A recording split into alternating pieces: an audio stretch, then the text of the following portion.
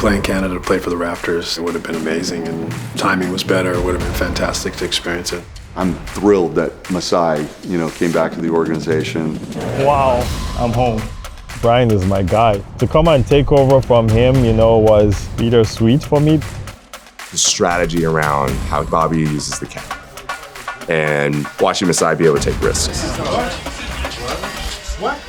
I was told, hey, pack your bags. Looking back, it was hard. I was like, bro, I think I'm gonna get traded here. Man, no, you're not. It was painful. You're simultaneously trying to create a culture of family. We rely on each other on the court, off the court. But at the same time, you have to have an eye on towards what's the fit of the team and how can this team win best. Tell you what, that's the toughest part of the business, man.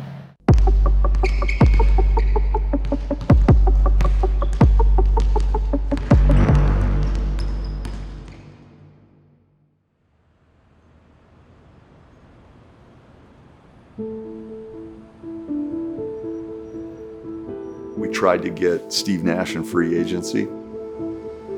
We had a meeting set with the Raptors July 1st in New York City at Mr. Tannenbaum's apartment. It was a meeting that was exciting for me. Canadians have a long tradition of making a big impact on the world stage.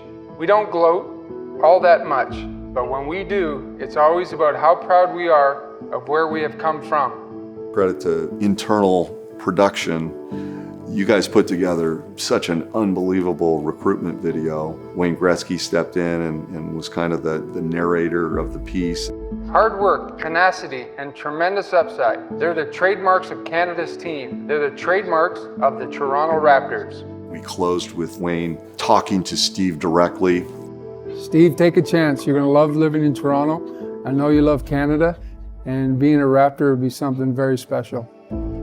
I don't know if I can remember a shot, but I can remember the feeling. It was so impactful, it moved Steve to tears. It was emotional. I mean, I was going through a tricky period in my life. This opportunity meant a lot to me, but there was another opportunity that had to come first.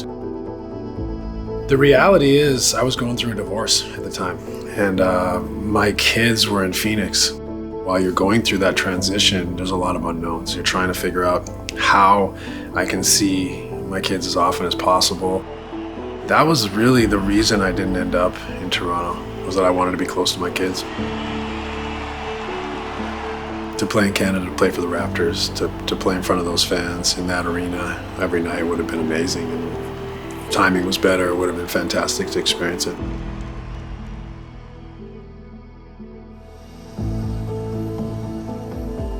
Once we did not get Steve, we had to pivot. And when we pivoted, we went back to a trade conversation that I had had with Houston. Analytics said Kyle Lowry was one of the most efficient players in the game at the point guard position. I believe we had him ranked in the top 5 as far as efficiency, and we basically, made the argument internally that, if you can get your hands on a player like that and unleash him, he would deliver for us. Seeing what Kyle brought in the way of talent and just his engine, he had an engine. It wasn't always going in the same direction as everybody else, but it was an engine. When he first got there, Jose Calderon, bless his heart, was starting before Kyle. Kyle would come in every day and made it his mission to kick poor Jose's butt. He'd pick up Jose full court, made life hard for him. But that was the first notion, okay, this is something special here. He's very competitive, very talented. He was a great piece to have. It took a while also for our coaching staff to adapt to him, but I'm really proud of Kyle and what he was able to accomplish with the team. I was criticized a little bit at the time. I don't really care about the outside criticism as much as I do the inside criticism. And we had a new CEO at the time, Tim Lywicki, who pretty much threw water all over me for that reason, and that reason alone, giving up a pick during that rebuilding process. You look back at some of those things and you just say, why did it happen? Where were things going? At the time, I felt like, once again, we needed that higher level or higher caliber point guard. You know, again, no offense to Jose Calderon. I love Jose. This was about going to that next level. And Kyle was going to do that. But it is what it is. And ultimately, that led to Masai being hired. Oh, wow. Wow. I'm thrilled that Masai, came back to the organization, after I had brought him in much earlier. Wow. I'm overwhelmed. I can't, I don't even know where to start. I don't have anything written, guys. I'm going to speak straight from my heart. I'm home. I came home.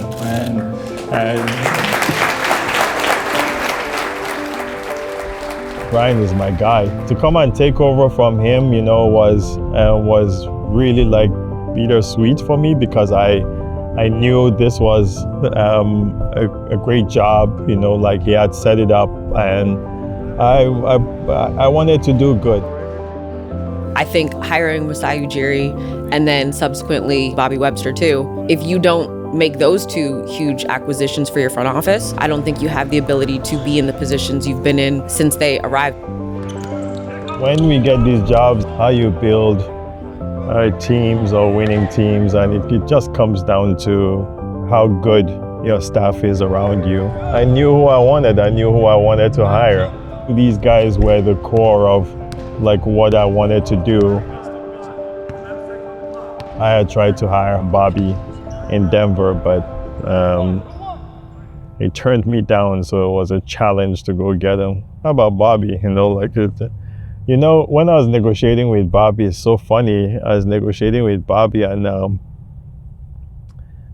every night I'd be talking to this dude, and we'd talk about many things, and then when he finally gets the job, and Bobby shows up, Ramatu meets Bobby, and Bobby, young guy, shows up, all happy-go-lucky, and Ramatu is like, that's the guy? You were arguing and negotiating with every night for like 2 weeks in a row? I said, yep, that's him.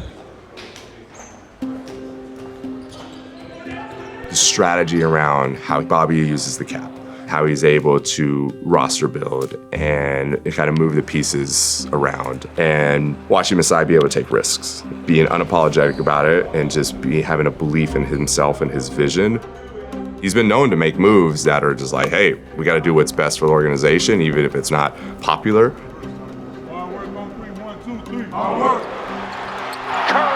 front of the Raptor bench. This is the largest lead that they have given up in franchise history. Another frustrating night for the Raptors. The Raptors have dropped now 5 consecutive games. They have the Lakers coming up on Sunday in LA. We knew that something had to be done. We could feel it as a team. Like, we weren't really gelling. We just couldn't kind of get over the hump. It just wasn't quite clicking the way it was. The fit with DeMar, Rudy, and Kyle, they were all like so talented, and it could have gone either way, and all three of them needed the ball in their hands, and we also wanted to make a change here. Monster trade made by the Toronto Raptors with the Sacramento Kings. It is a 7-player deal that has been proposed between the Sacramento Kings and the Toronto Raptors. The centerpiece is Rudy Gay. You're, going throughout the X and O's with the guy. 15 minutes later, oh, okay, you gotta go. But ain't no jumping. What's going on? Come on in, guys. Come on. Come on in. Come on in. It's Quincy AC too, we started as rookies. It's just shocking. That part is tough. The mindset is you gotta realize it's a business and it's a job, so things like this can happen. I can't really dwell or be sad, like you just gotta go right into it. It was a time that Masai was coming in, and I think he was thinking about blowing things up and kind of restarting and hitting the reset button with the Toronto Raptors organization. And I was told, hey, pack your bags, You'll be ready to go. We'll have a flight sent to you. I didn't know at the time how I was feeling about the trade. I don't know how I was feeling about the team and going to the team I was supposed to go to at the time. I just kind of like, all right, pack some bags and then we'll figure it out. Cal had all of his boxes all boxed up in his condo, and then all at once the trade was off. I think it was on both parts, to be honest. They couldn't get it done on their side, and on our side, we said, with a phenomenal player like that, just this high-rated IQ basketball player, and weighed against all the things that sometimes he doesn't do so well, like at the time, and that trade just never happened. He came back after that and was a mission to prove that he was great. I came back and I was like, look, they didn't trade me, so I'm gonna still be a professional. I'm gonna do my job, and I'm gonna do my job at a higher level because I'm gonna prove to y'all that y'all probably would have been wrong if y'all would have did the move. His career, his meaning to the team, our relationship just really took off. We brought in the players from Sacramento. Everything just clicked after that. Right there. Driving, finds Lowry, the three, good! People thought that it was a rebuilding process again with the Raptors. And that trade really, it just worked out perfectly for the team, for the player, for everyone. 1-on-3, 1, 2, 3. And me and Patrick Patterson, John Sams, we were solid. We just brought energy, and we the development of DeMar DeRozan, which is, it was my brother, and Kyle Lowry, a great leader. It was just like a brotherhood. I don't know if there's anybody that saw that coming. We just had two great players in DeMar DeRozan and Kyle Lowry who took this responsibility and ran with it. On behalf of the organization and my teammates, we want to thank you guys for the support and the loyalty throughout the whole season. And I want you guys to help us unveil a banner for the division champs. On 3, could you help us count down? 3, 2, 1.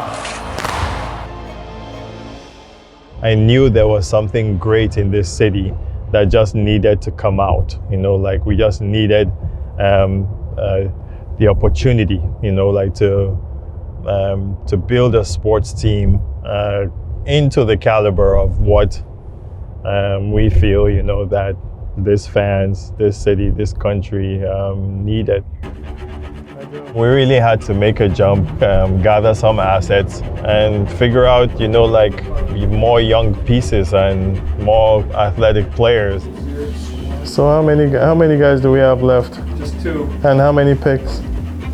Well, 2 in front of us. Players that we could get, to come and help this team and start to build this team. 30 seconds. And the room's in, if we're open to taking that chance. I didn't know anything. Honestly, I thought I was going to go undrafted back in draft night. Norman Powell. I said, if you guys don't tell me in 2 seconds, I'm going to pick for you. I saw with the 46th pick, Milwaukee Bucks draft Norman Powell. And then I don't know, maybe 10, 15 seconds later when they came out to announce the next pick saying that I got traded to Toronto. The Toronto Raptors trade the player contract of Gravis Vasquez to the Milwaukee Bucks for the rights to Norman Powell, the 46th pick in the draft, and a future first-round pick. Yeah, that was a workout that was literally my best workout that I had. He could do it all in terms of his athletic ability. We felt that kind of a player could help us. G. Hello? What's up, man?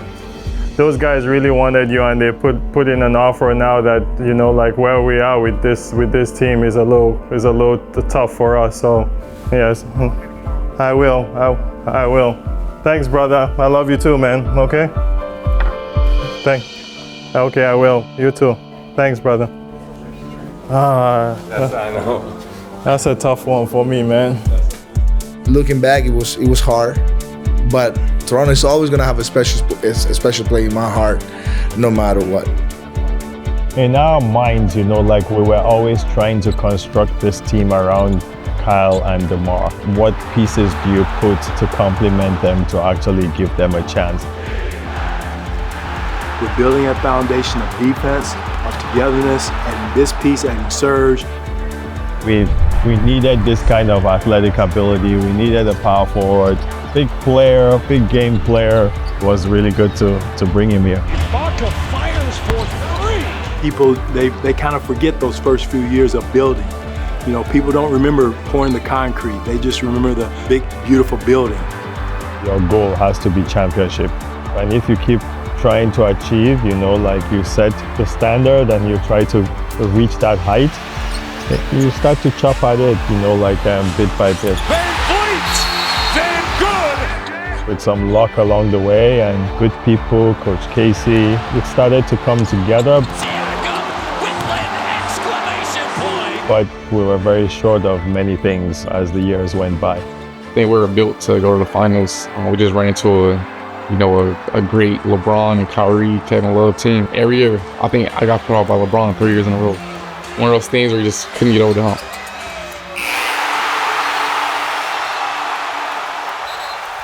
Those were some great times and tough times, you know, because we started to reach, you know, like a point where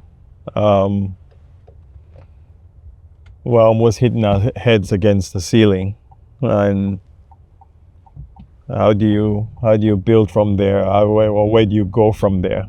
Kept playing Cleveland and LeBron, and they kept beating us, and we're out in the playoffs, and yeah, you start to really pound your head against the wall and try to figure it out, you know, like what are we doing wrong? You get to a certain point and you keep doing the same thing over and over again.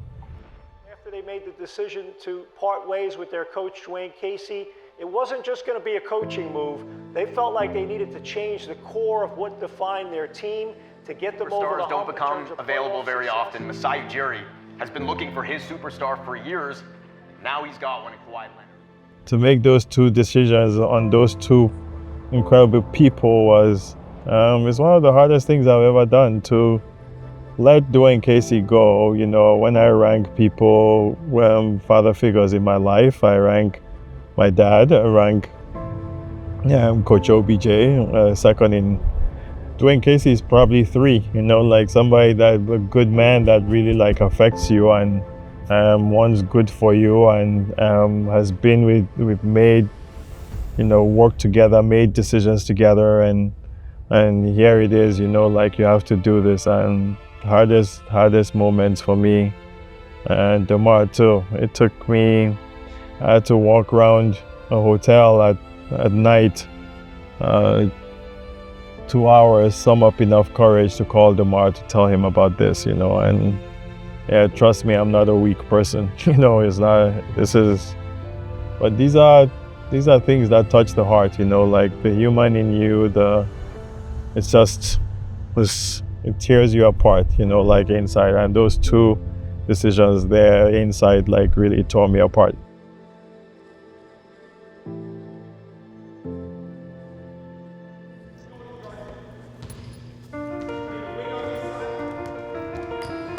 You're simultaneously trying to create a culture of family, and we rely on each other to win. We rely on each other on the court, off the court.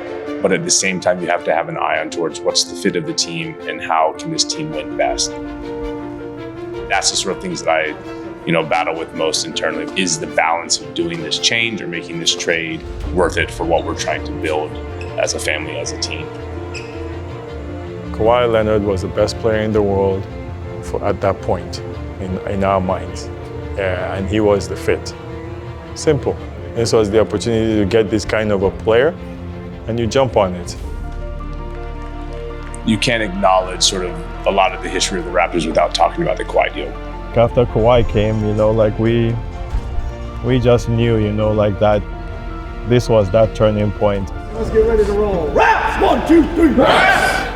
Mental toughness in the game, the mental capacity to take it, to lose or to win and to keep going. That fight, that spirit, him, Kyle, Pascal, Fred, like think of those guys. Mental capacity, like the toughness, mental toughness. Those guys were tough.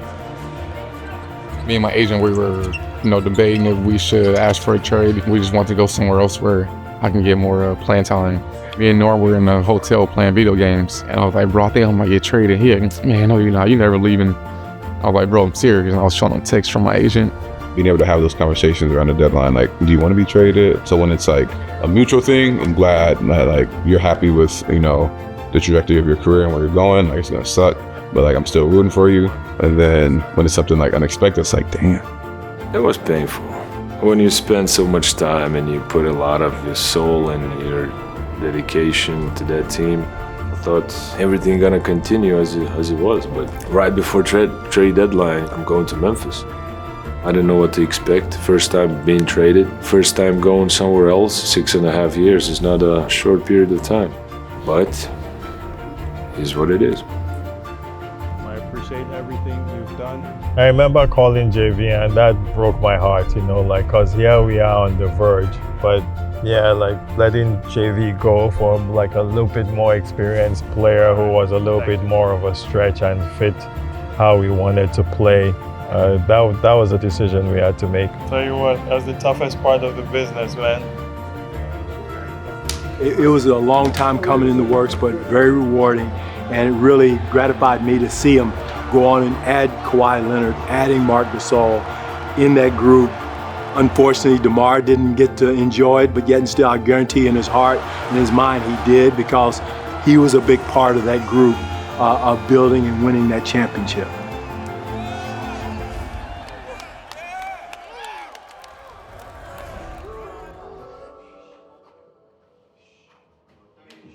I think sometimes we have to taste success, right? And sometimes you have to fight, you know, like to get to that success, and it's not easy, you know, it's not easy to win. When I said we'll win in Toronto, people thought it was a joke, but I believed it, you know, like I believed it. I believe we'll win again in Toronto. 100%, there's nothing in my mind that tells me that we won't, and nothing in my mind that makes me believe, you know, that we won't win again here. Huge trade, Brandon Ingram joining Toronto Raptors. He sees a fit here. I think that's why he came here. He also loves Toronto. There is real potential of the idea of what could happen in the future with this team and Brandon. What's up, my dad? I would come in aboard, man. How was it playing? When you preach team, you build relationships, you build a family type atmosphere, and you build that strong bond. For us to make decisions like this, you know, like you have to dig deep inside. And it's not even about making the right decision, it's even the human part of it. All these guys, you have their relationships with them, and we've put ourselves in this situation where it's difficult, you know, like to make these moves. That's the first part. The second part, these decisions are hard. You know, you have to have a lot of luck. You know, like things have to go your way. Sometimes we all act like we're geniuses, you know, like, but you do need luck in this business. Exciting day for the franchise. I think it was an exciting day when we traded for him, but maybe more exciting to be able to ink Brandon to a long-term extension here. It's an important step as we rebuild this roster, continue to add talent to the core here. If you want to win, you want to be successful, you need a guy like that. So I think it was a great move as they continue to build and try to figure things out. It's all about creating that environment and that culture again, and I think they're on the right page. Brandon, obviously you can see that your guys are here, which I think is a showing of just how they're all here. Is there anything that you'd like to say to them of just your commitment to them, but they've obviously committed to you? I appreciate everybody for, you know, welcoming me with open arms. Everybody over there, they've been welcoming, and you know, I appreciate every last one of them. I'm gonna be a big part of, you know, what they do going forward and try to be an example every single day. All I do is think ahead. You know, like how are you going to win? Winning on the court, winning off the court, and bringing people along. You know, how do you take people along with you as you go? Next time on Open Gym. Here is the man that this crowd wants to see. Vince Carter would told Kenny Smith that he has 4 dunks that no one has ever seen. It's over, ladies and gentlemen. What infinity, what was that? We couldn't comprehend what we were seeing. I was just praying because I was like, please don't fall off this rim. That weekend was the coming out party for the world. It's my privilege to announce that the 2016 NBA All-Star Game will be hosted here in Toronto, Canada. That was the coldest in my 7 years it had ever been in Toronto. There's so many iterations of All-Star Weekend that includes our players. Let's go play some ball.